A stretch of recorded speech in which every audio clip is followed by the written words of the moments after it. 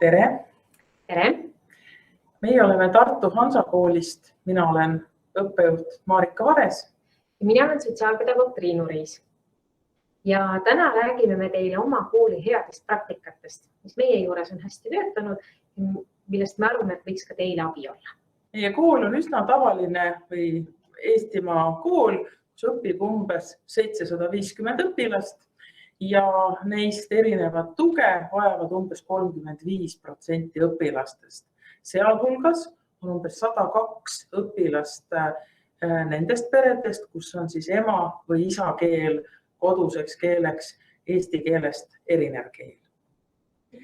Meil on umbes 80 õpetajat ja lastega käivad kaasas ka lapsevanemad, neidki on meil umbes 1400 ning meil on ka tugimeeskond ja meie tugimeeskond on päris suur. Kuid nüüd keskendume sellele, mida me koolis teeme ja järgnevatel slaididel me püüamegi sellest täpsemalt rääkida. Et kuna koolis on siis 102 õpilast, kelle emakeel ei ole eesti keel, siis on hästi olulisel kohal kaasamine, keeleõppe ja lõimimine. Umbes 83 nendest 102 on siis pärit nendest peredest, kus koduses miljöös räägitakse vene keelt, ukraina keelt, võib-olla poola keelt ja veel paljusid erinevaid keeli. Ent 19 õpilast on siis pärit nendest peredest, kus on kodukeeleks meie jaoks mõnevõrra eksootilisemad keeled, näiteks Hispaania, Portugali, Araabia või siis ka vene-korea keel, segakeel. Kui need õpilased meie juurde kooli jõuavad, siis alustuseks me tutvume nendega ja meie eesmärk või põhimõte on see, et iga laps saaks õppida oma vanuse järgi sobivas klassis. Ja vajadusel siis iga õpetaja ja tugispetsialist tagab siis vajaliku abi selle lapse jaoks, aga et loomulikus keskkonnas oleksid teda ümbritsemas eakaaslased. Ja siinkohal on, nii nagu juba õppejuht Marika Vares ütles, väga oluline roll tugimeeskonnal, et sageli on siis mina kas sotsiaalpedagoogina ja alguses ka mõni abiõpetaja, kes siis on abis just nimelt sellel muu kodukeelega õpilasel, et klassis paremini hakkama saada ja uues keeleruumis kohaneda. Ja on siis rida tegevusi, millele me peame siis tähelepanu pöörama, et kui tuleb laps, kes ei oska eesti keelt, siis kuidas me aidata saame. Eelkõige on vaja tal siis aidata sellist kooli jaoks ja igapäevaeluks vajalikku sõnavara õpetamisega alustada. On vaja teda kaasata kohe tegevustesse ja päris mitmed ainetunnid on niisugused, kus aitab paljus kaasa kehakeel ja võib-olla laste omavaheline niisugune suhtlus, mis võib-olla baseerub nende oma keelele, on see siis teinekord inglise keel, on see eesti keel ja teiselt poolt siis oma emakeel, aga kehakeel on see, mis siis toetab nende tegevusi. Ja muidugi liikumisega seotud ainetunnid, matemaatika, kunstiainetunnid on need, mis siis võimaldavad lapsel kohe nii-öelda kooliellu sulanduda. Aga eesti keele poole pealt siis on võimalus harjutada eesti keelt võõrkeelena tundides või siis ka lugemislaagrites või sellistes tegevustes, mis siis aitavad sõnavara rikastada. Ja siinjuures on väga oluliseks punktiks ka sellised huviringid, huvitegevus, ka vaheaja laagritegevused. Nii et neid me siis püüame vastavalt olukorrale välja mõelda ja pakkuda. Oluline on ka see, et kui lapsed siis omavahel suhtlevad ja toimetavad, siis see kehakeel võib anda meile vahel selliseid signaale, millest ma päris hästi aru ei saa.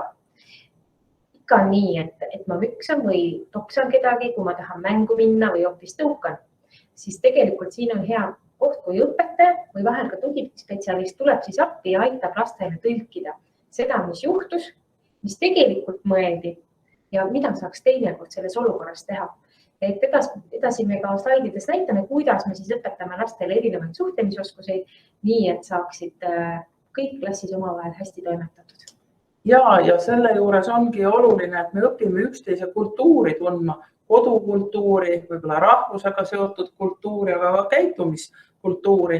Nii et mingisugune müksamine või liigutus ei pruugi sugugi tähendada midagi ähvardavat, vaid hoopiski on see võib-olla selline tunnustav patsutus, aga kuna keegi tuleb minu nii-öelda isiklikku ruumi, siis võib-olla ma tõlgendan seda pisut valesti ja kui ärevus on juba tegevus saatmas, siis võib kergelt hea kavatsus käest ära minna ja tulemuseks on konflikt.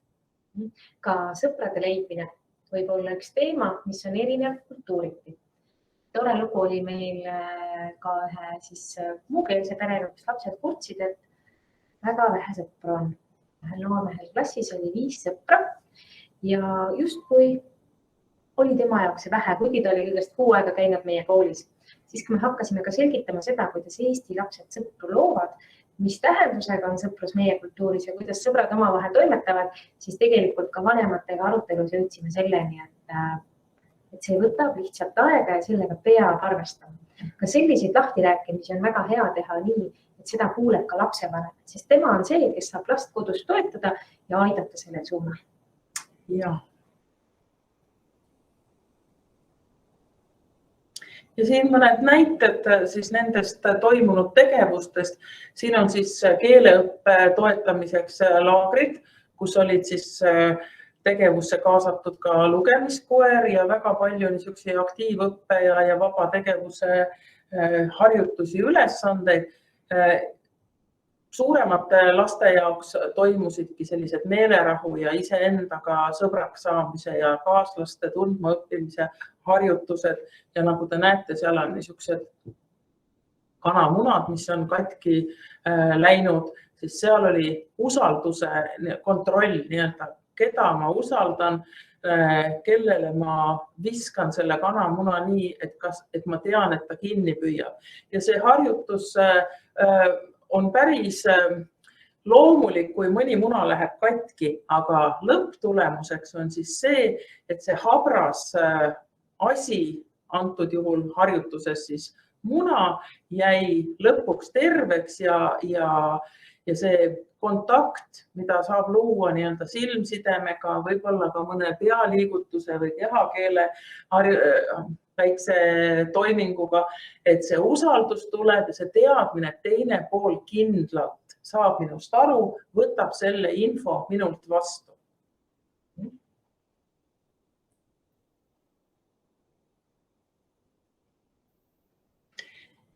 Muukeelsete perede vanemad on päris koostöised, kui meie neid esmalt kaasame ja julgustame koostööd tegema.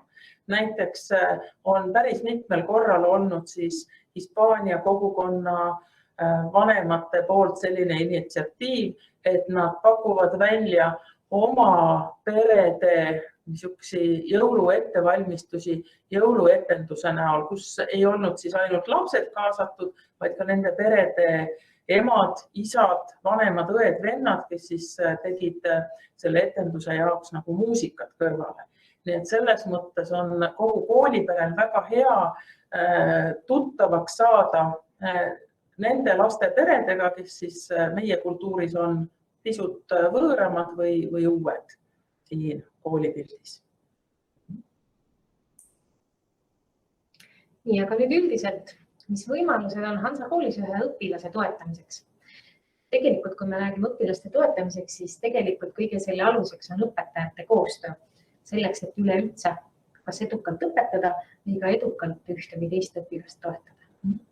Et kui laps näeb ja kogeb, et kõik täiskasvanud koolis, kes töötavad, on nagu ühe asja eest väljas ja räägivad ühte seda sama niisugust kultuurikeelt, et siis on ka juurdetulijal natukese lihtsam toimetada ja mitte ainult siis muukeelsel lapsel, vaid ka eesti laps, kes liigub ühest koolist teise, et tal kohanemine võtaks vähem aega, kui signaalid oleksid arusaadavad kõikide õpetajate poolt üheselt.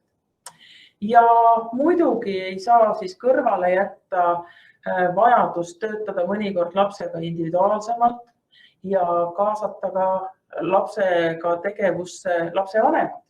Sest et nii nagu ennegi öeldud, et töö lapsega ei piirdu siis ainult tööga koolimajas, vaid et see töö jätkub nii-öelda kodus ja teinekord ja sageli ja tegelikult peabki nii olema, et vanem on oma lapsele siis toeks ja võib-olla mõningate tegevuste nii-öelda tõlgiks või sillaks, et ta aitab siis aru saada, miks mõned asjad toimuvad nii ja mitte teisiti.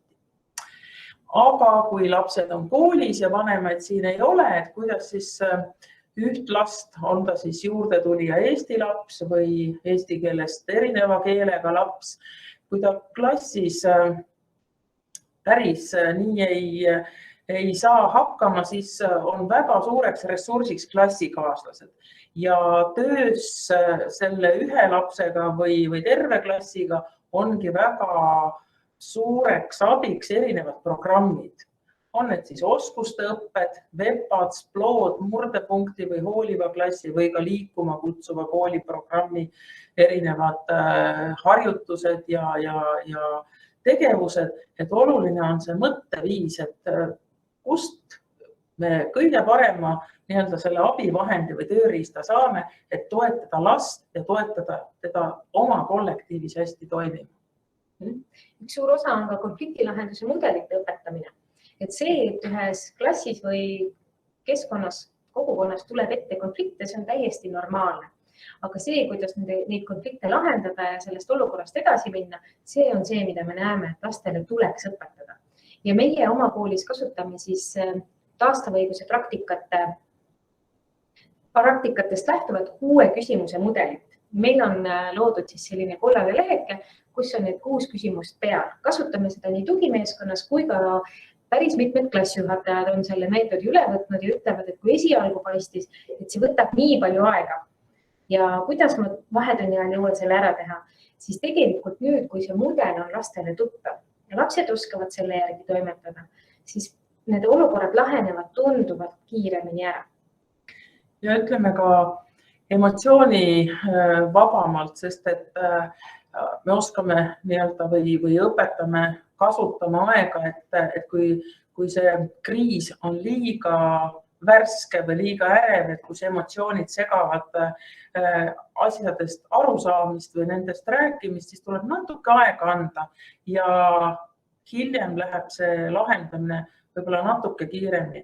Ja me ei mõtle siin juures, et see ajaline puhver oleks siin liiga pikk, aga et sellel hetkel, kui asi toimub, siis ei ole mõistlik asju lahendama hakata. Tuleb veidi anda hingamise ruumi. Ja siin sellel slaidil näetegi siis neid 6 küsimust ja nii nagu Triinu ütles, et need on mõningatele lastele siis hästi selged. Ja oli üks juhus, kus me lahendasime ühe poisiga tegevusi ja teine õpilane tuleb uksest sisse ja me ütlesime, et hetkel ei saa, et me oleme hõivatud. Teil on see kollane leht käsil, mitmenda punkti juures te olete? 3. Mina juba teaksin, kuidas vastata, aga sa pead ise selleni jõudma. Ehk et läbi nii-öelda konfliktse olukorra õpib laps kohasemalt käituma ja mõnikord on ta valmis olema ka kaaslasele niisuguseks mentoriks või tugiõpilaseks, kes ütleb, et minul ka vahel läheb nii, et mina juba oskaksin, aga sina saaksid ka sellega hakkama. Nii et nii mõnigi keeruline olukord on tänu sellele lahenenud pingevabamalt, kuna laps ei pea nagu muretsema, et see on minuga ainult juhtub, et teistega võib samamoodi minna, aga see, mis on katki, seda annab teinekord parandada. Jah, ta ei saa kunagi päris uueks, aga ta ei jää ka katkiseks see olukord. Kindlasti on selle kollase lehe puhul väga oluline see, et selles vestluses osalevad nii kahju tekitaja kui kahju kannataja pool. Seega me ei veste kellegagi kuskil selja taga. Esialgu küll igaks juhuks vestleme ka eraldi, et näha seda, kuidas need emotsioonid on eraldi vestlus ära ja samade küsimuste põhjal vestleme siis ka koos, siis kahe osapoole vahel. Ja mõlemad osapooled saavad siis öelda, mis võiks olla nende jaoks sobiv lahendus. Ja sageli on lapsed väga leidlikud ja nad pakuvad väga toredaid lahendusi. On näitena siin ühe söökla olukorra, kus lapsed hakkasid katsetama, kas nad saavad äkki sööklaleti äärest varastada mõned pirukad. Ja nad mitmel korral katsetasid, teised õpilased nägid, tulid, andsid märku ja me lahendasime seda olukorda sööklaga, kus siis lapsed olid esialgu ehmunud, et justkui ei tekitata ju kellelegi kahju, sest söökla on ju ettevõte.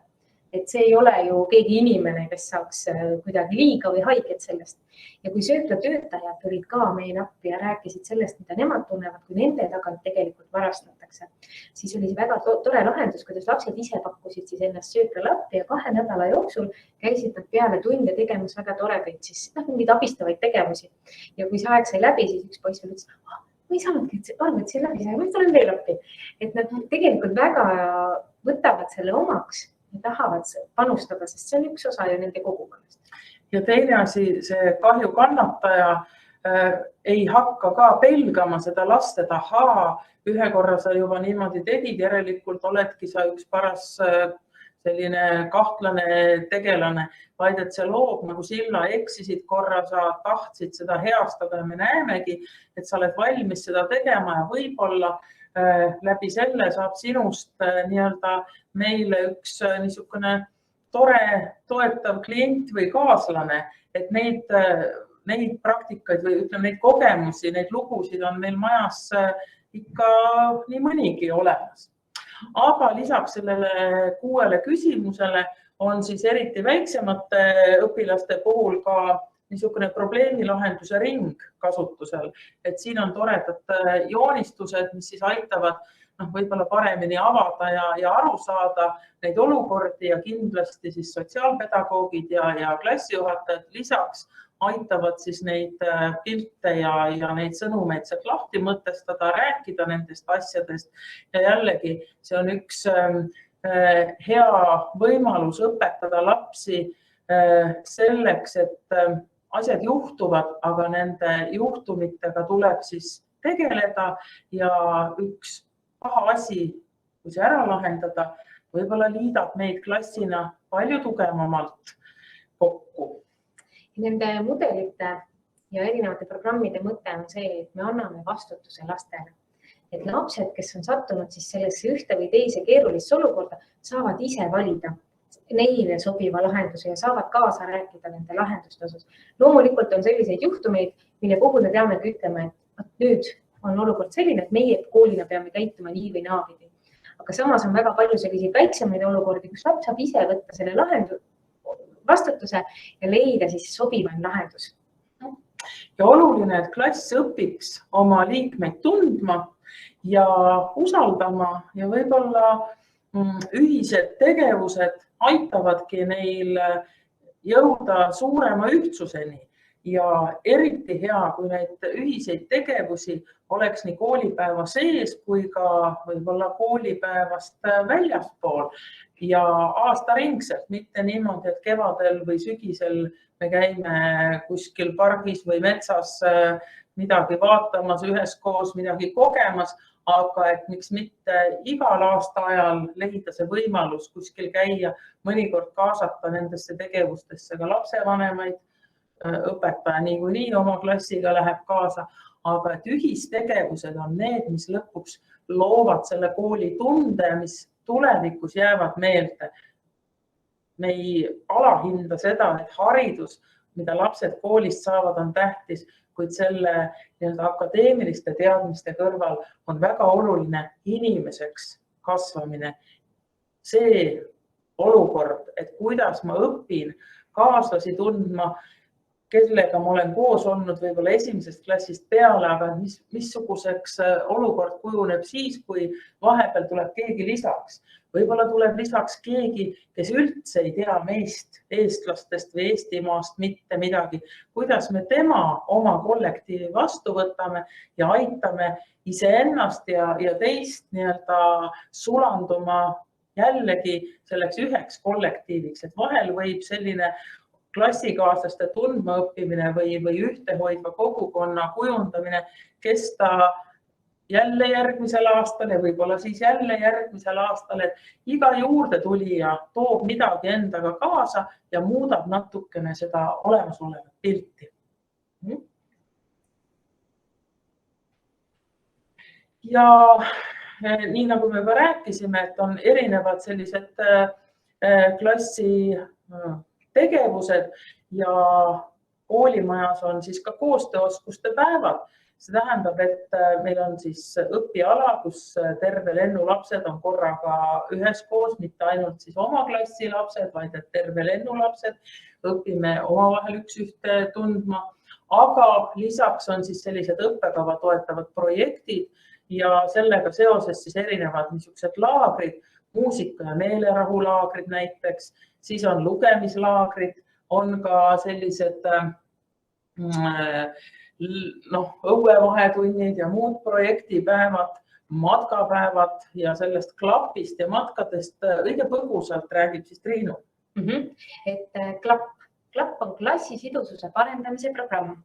Meie koolis on see klapp juba olnud 5 aastat, nii et meil on väike juubel ja selle eesmärk, klappmatka eesmärk on see, et õpilased õpiksidki teineteist natukene tundma hoopis teise külje alt, kui nad näevad seda koolis.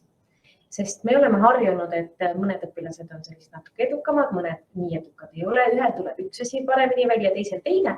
Aga vaadata siis, mis on see, kuidas me saame hakkama looduses ja saame hakkama sellistes natukene teistmoodi oludes.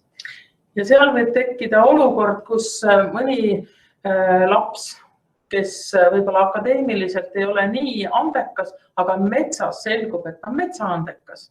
Et temaga tasub sõbrustada, tema lähedust ja tasub hoida, sest et siis on kindel, et me ei kaota sihti, et tal on oskus metsas orienteeruda ja hakkama saada oludes, kus ei ole ema ega isa käe pärast võtta, kus tuleb ise oma sööginõude eest hoolt kanda ja kogu selline olme, millega toime tulla siis metsas.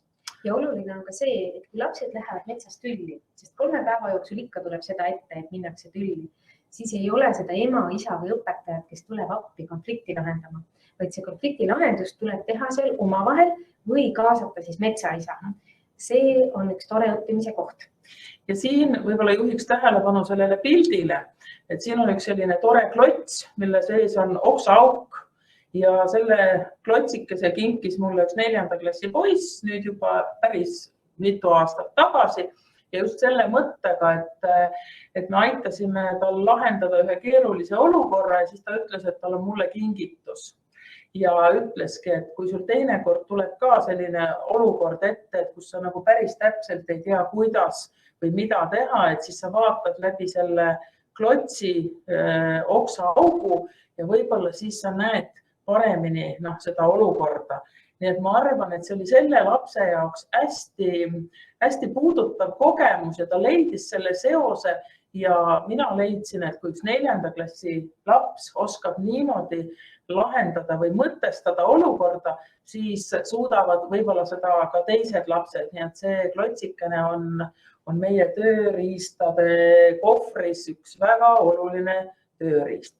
Ja muidugi on veel ka selline õpilaspäevik, millel on siis vahelehed ja kui Triinu ütles, et vahel on metsas konflikt, et kui laps on väga hoolikalt oma päeviku vahelehti vaadanud, sest siin on ka väga mitmeid selliseid väikseid õpetussõnu või nipikesi ja üks kõige olulisem koht on siin, et kuidas õppida tundma emotsioonidele nime andmist. Need tuleb lihtsalt selgeks teha, et lisaks rõõmule ja kurbusele, vihale ja õnnele on olemas väga palju erinevaid emotsioone ja kui ta oskab nii-öelda nime anda sellele, mida ta tunneb, siis aitab see ka tal nii-öelda konfliktidega paremini toime tulla. Ja ma ütlen, et need vahelehed meil igal aastal natukene muutuvad. Seal on nii õpilasele midagi, aga samas on seal ka lapsevanemale. Et on näiteks soovituste veel, kuidas ja milleks rääkida oma lapsega. Sellised head laused, mida saab kohe kasutusele võtta. Ja tore, et lapse vanemad on selle väga hästi vastu võtnud. Ja tänu vanematele oleme saanud ka mõtteid, mida siia veel juurde lisada, mida vanemad vajaksid ja mida tegelikult teistpidi vajab ka õpetaja, et juhtida laste tähelepanu ühe või teise tegevuse juurde. Ja nii palju ütlen veel, et see päevik ei ole kohustuslik. See on võimalus, et kõik lapsed meil seda ei kasuta, võib-olla ta on laiemalt kasutuses esimeses ja teises kooliastmes. Aga hoolimata sellest, et kõikidel lastel ei ole seda päevikut endaga kaasas, siis vastavalt olukorrale ja lapsele, et kui meie tööriistakastis siis puudub vastav võimalus, siis me otsime ja loome uusi võimalusi õpilaste toetamiseks. Igal juhul me oma suures õpetajate ja tugimeeskonna võrgustikus ei jää siis nagu üksi, vaid et püüame leida neid olukordi ja võimalusi. Ja üks siis väljaanne või abimaterjal, mida ma tahaksin teile ka näidata, on Rajaleidja poolt välja antud erinevate õppijate toetamine õpetaja ja tugispetsialisti koostöös. Et kui mõne koha peal tekib selline raske koht ja ei oska öelda, et kuidas siit hästi edasi minna, siis on võib-olla see koht, see raamat, kus saaks mõne idee või mõtte, kuhu edasi pöörduda või mida üldse selle olukorraga edasi teha. Ja selliseid raamatuid ja väljaandeid on tegelikult päris palju, kus saab abi otsida. Aga see on jällegi see, et kui mul on probleem, siis ma hakkan otsima lahendust. Ja mõned näited veel ühistegevustest. Meie kooli kõik esimeste klasside lapsed saavad siis osa pilliprojektist, kus nad õpivad pilli rühmana ja iseennast tundma, et mismoodi üks või teine pill või selle õppimine minus vastu kajab. Ja siin ühel pildil näete, et lastel on võimalus ka väikestel kontserditel osaleda nii-öelda publiku hulgas ja siin üks poiss ei ole valmis veel istuma koos teistega, et temal on vaja natuke traageldada seal pingiridade vahel, siis see on ka üks oluline koht, kus me saame õpetada nii-öelda publikus olemist ja muusikategijate, muusikute töö väärtustamist. Et mida me siis oleme õppinud kogu selle toimetamise kõrval? Et on need siis eesti lapsed või need lapsed, kes ei räägi eesti keelt emakeelena. Et igal juhul anna aega, et kõigele ei pea siin ja praegu reageerima. Anna aega ja siis saavad võib-olla paljud asjad kiiremini ja kohasemalt lahendatud. Kindlasti on oluline, et fookus ja keskendumine tuleks suunata sellele, mida me tahame saavutada, mitte sellele, mida me ei taha.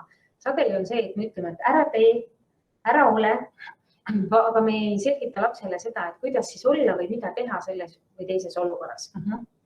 Ja nii nagu me oleme öelnud, et kõige olulisem on tundma õppida iseennast ja neid, kellega ma ühist õppeaega jagan, ehk et õpilased sageli ei tunne üks ühte, nad teavad küll nimesid, nad justkui tunnevad nad väliste tunnuste järgi ära, aga et see, millist ruumi või millist nalja keegi talub, et seda nad ei tea, et need omavahelised suhted on olulised ja üksteise tundma õppimine on kindlasti väga hea ja aluseks sellele, et põhikooli aastad ja kulgeksid nii-öelda mõnusas õhkkonnas.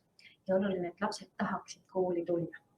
Ja ka seda, et konflikt ei ole alati olukord, mida peab vältima. Jah, see on ebamugav, see on ebameeldiv, kuid üks korralik konflikt võib viia selleni, et klassist saab üks väga tugev ja ühtehoidev seltskond, kes õpivad üks ühte tundma.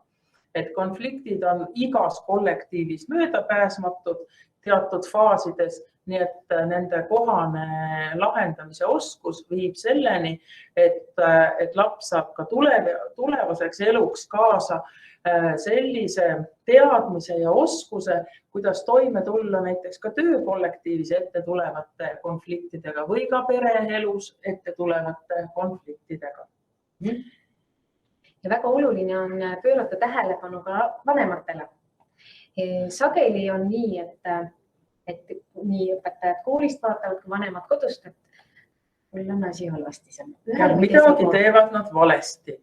Ja ütleme see, et millega me nagu alustasime, et kuidas eesti keelest erinevate keelekultuurist tulnud lapsed siis kohanevad meil.